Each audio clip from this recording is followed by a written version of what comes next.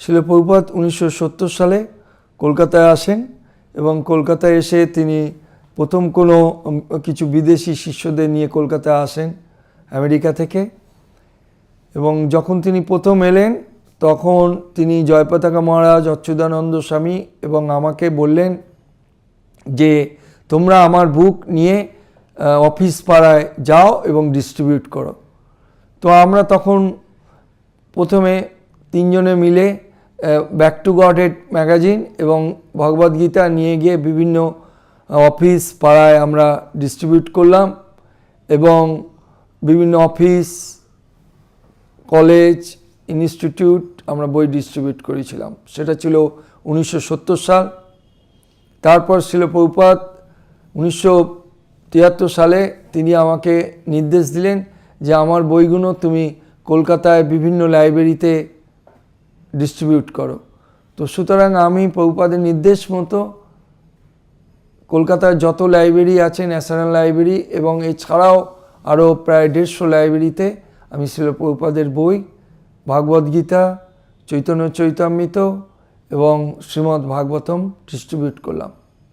তো প্রভুপাদ খুব খুশি হয়েছিলেন এবং তিনি আমাকে একটি চিঠি লিখেছিলেন 1973 সালে বম্বে থেকে, যে আমি জেনে খুশি হলাম যে তুমি সমস্ত কলকাতায় লাইব্রেরিতে আমার বই ডিস্ট্রিবিউট করেছো এবং আমাদের বই যত ডিস্ট্রিবিউট করা যাবে, যত বিতরণ করা যাবে, ততই জনসাধারণ কৃষ্ণ ভাবনামৃত সম্বন্ধে সচেতন হতে পারবে, তারা জানতে পারবে এবং তারা উপকৃত হবে। তা তুমি এই কাজ চালিয়ে যাবে।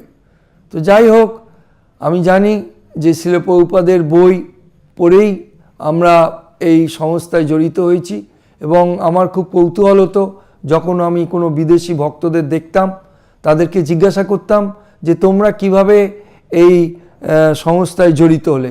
তখন তারা আমাকে বলতো, দেখো আমরা এরকম এয়ারপোর্ট থেকে একটা বই সংগ্রহ করেছি, কিংবা স্কুল থেকে বই সংগ্রহ করেছি, কিংবা কলেজ থেকে বই সংগ্রহ করেছি, কিংবা আমরা অফিসে থেকে একটা বই সংগ্রহ করেছি। করে যখন আমরা শিল প্রভুপাদের বই পড়েছি তখন আমরা জানতে পারলাম যে এটাই হচ্ছে আমাদের আসল জীবন, আমরা এতদিন ভুল পথে পরিচালিত হচ্ছি। তো শিল প্রভুপাদের বই আমাদের মানুষের জীবনকে পরিবর্তন করেছে, পরিবর্তন এনে দিয়েছে এবং এই বই ম্যারাথনের মাধ্যমে আমরা ইয়ং জেনারেশনের কাছে আমরা প্রভুপাদের বই উপস্থাপন করতে পারছি।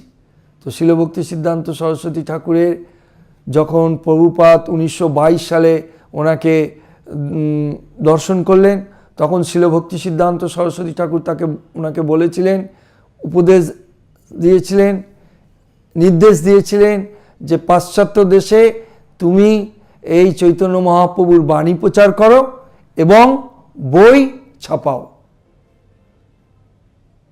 তো শিল প্রভুপাদ শিল ভক্তি সিদ্ধান্ত নির্দেশ অনুসারে পাশ্চাত্য দেশে প্রচার করলেন এবং সমস্ত বই ইংরাজি ভাষায় ছাপালেন, বাংলা ভাষায় ছাপালেন, সমস্ত ভাষায় ছাপালেন, ছাপিয়ে সারা পৃথিবী জুড়ে কৃষ্ণ ভাবনামৃত বিতরণ করলেন।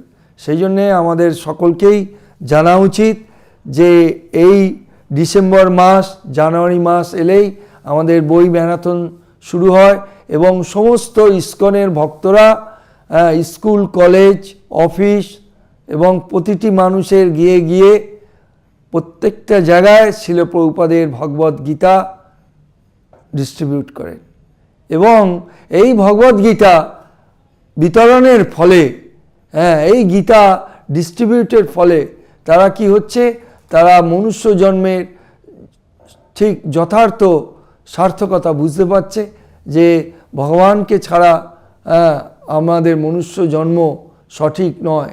সেই জন্যে ভগবান কৃষ্ণ অর্জুনকে বলেছেন, তেষাম সতত যুক্তানাম ভজতাম প্রীতিকপূর্বকম দদামি বুদ্ধি যোগম যেন মাম উপয়ন্তিতে।